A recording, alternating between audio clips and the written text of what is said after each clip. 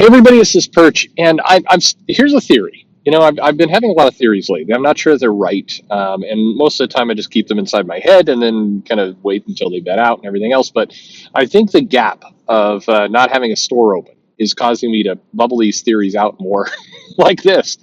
But here's my theory: see if this fits, like a nice, comfortable shoe. See if this fits you. It feels like there's two kind of comic fans we've got right now. Two, if and there's always more than this, but if we're generalizing, breaking them into two, there's two kind of diametrically split points of view. One is that the best comics are the comics in the past. That the classic stories they're classics. They're great. They're not going to be repeated. You're not going to get better than that. The classics are where it's at, and that's just it. That's all we got. That's the final word. And then the other group believes that the hang up of the past, the obsession with the past, is unhealthy, and that we should kill it, and only the new stuff counts. That if it's new, then that's what's important, and this kind of silly obsession with the past is a bad idea. I see these points of view both play out on a regular basis in a lot of conversations people are having. And what I'm trying to remember here is I don't remember this dynamic in the shop. People would come into the shop and there would be kind of the dynamic was, hey, the past stories are better versus, hey, I haven't read those past stories. Why are they better? It was more that. It wasn't this kind of, I'm drawing a line in the sand and the past is garbage and people too hung up on it. There's that. This is kind of a newer development, and it feels like, is it the we must kill the past in order to move forward? Is that, which I think is a stupid thing to say in any way. I think that whether you're obsessed with the past or whether the past is holding you back is really about you. It's not about the past or the present. It's about your ability to process it. That's not anything like a company needs to be proactive about. That's all in the consumer. If the consumer wants to be hung up in the past, then the company's only obligation to that is to go, well, all right, do we want to keep taking that person's money? If so, we need to find out new ways to pump out special editions and omnibuses and other things to keep taking that person's money, as opposed to trying to convince that person they're wrong. And maybe that's the aspect of all this that I find annoying. That's the best word for it. It's annoying. It's why does anybody care if somebody is right or wrong about these things? Why does anyone care if somebody's favorite story in the world is the one from last week or the one from 20 years ago? I find the people who get obsessed by that to be equally annoying. And really, it feels like they're the same person. And it's funny when this battle kind of wages about, oh, no, the past stories are the best. The stuff in the 80s is absolutely the best. There's no good comics being produced now. They're all garbage, and it's the 80s and only the 80s, and screw your current comics. And that person gets into a fight with no, the current comics going on right now are the best, and the past comics are trash. You're wrong. It's like I look at you both, and I'm like, you sound the same. You're using the same dumb arguments, the same faulty logic.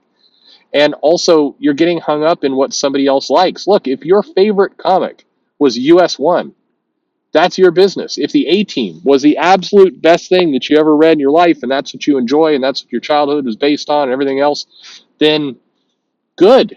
Like, I'm proud of you for knowing what you like. Good for you. Why does anybody need to get in there and want to say, no, you're not right?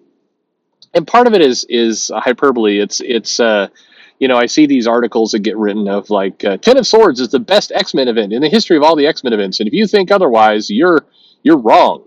It's like, okay, that's all those pieces are wrong. It's if you enjoyed that event, good for you. If you think it's the best X-Men event in the history of events, again, good for you. I would question, have you read other X-Men events in the past? Because I think if you have, I want to learn more about how you came to that conclusion. I'm not going to try and change your mind. I'm not going to say you're wrong, but it would be a little bit like somebody saying, I prefer spoiled rotten milk over fresh milk. And you're like, well, that doesn't make any sense. Spoiled rotten milk tastes terribly, and that doesn't make any sense. But maybe you come to learn that this person was kidnapped by a ninja monk tribe, hundreds of years ago and has been living in a state of suspended animation. And over time, their taste buds have changed so that the sour milk reminds them of Kunlun, and it helps generate the chi that exhibits the dragon force. And then you're like, okay, well, it makes sense that you like that spoiled milk. All right, well, good for you. Cool. I'm going to keep drinking my fresh milk, but when I find some spoiled milk, I'll send it your way. Who knows how people get these thoughts in their heads? And obviously, you've heard my videos. You know my point of view on this. I mean, to me, I think it's only logical that the best comic stories have happened in the past because there's, hundreds of thousands of comic stories that have happened in the past. The volume, it's not a fair fight. Even though there are 500 plus comics being produced a month today, the odds that one of those 500 is going to be better than every other comic for the last 50 years is frankly impossible. And plus, a lot of why you like or dislike a comic has to do with where you are in your life, what's going on. The comic just happens to speak to you at that exact moment. I mean, for me, I really like that 5 Years Later Legion series. I've talked about it before. I think it's great. I'm willing to bet most of the people listening to this have not read that comic, but I'm telling you, this is wonderful. And it matched up what was going on in my life. I too was stranded on a distant planet in the galaxy and had no way home and wasn't sure where I was going, but had a really cool 90s leather jacket. I mean, that's where I was. 80s technically. No, I'm just saying there could be lots of reasons why you like a comic.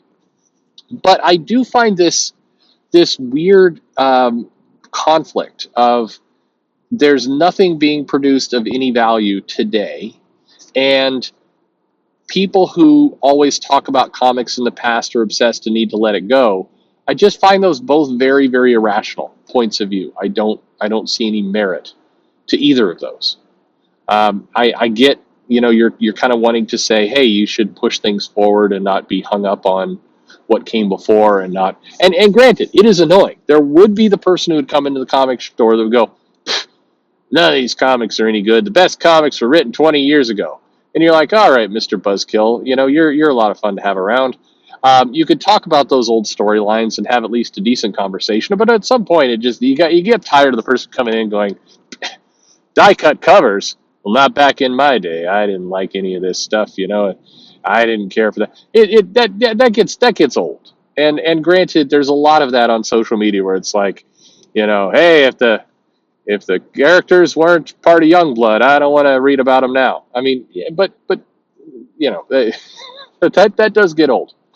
But so too does the constant, the comic that is right now is the chef's kiss, absolute best. It's never been better before. Perfect, amazing comic. I think all that does is, I mean, nobody believes it. And it sets up a bad, you saw the other video. I just think it does all the wrong things for the creator. It just puts the wrong ideas in her head. It sends the wrong message to the publisher. It's just not the right way to go about things. But do you see this as well? Have you come across this dynamic? I mean, I'm sure you have. If you've just followed any kind of comic conversation, you've got this thing stuck. And the solution to this, I don't want to just say, hey, did you hear about this problem? Here's a problem. That's a pretty crazy problem. And then end the video. The solution to this is rather simple. It's stop being obsessed over what the best is or what that even means. It's kind of an irrelevant term, becoming more irrelevant by the month. The best is, who's making a ranking of the best comics of all time? BuzzFeed? Who gives a shit about BuzzFeed? Like, let's just figure out what you enjoy. Enjoy the comics. It doesn't have to be the best. You don't have to put those kind of labels on it. It doesn't make your enjoyment of the book any more or less if you do that. And that's the best way to start.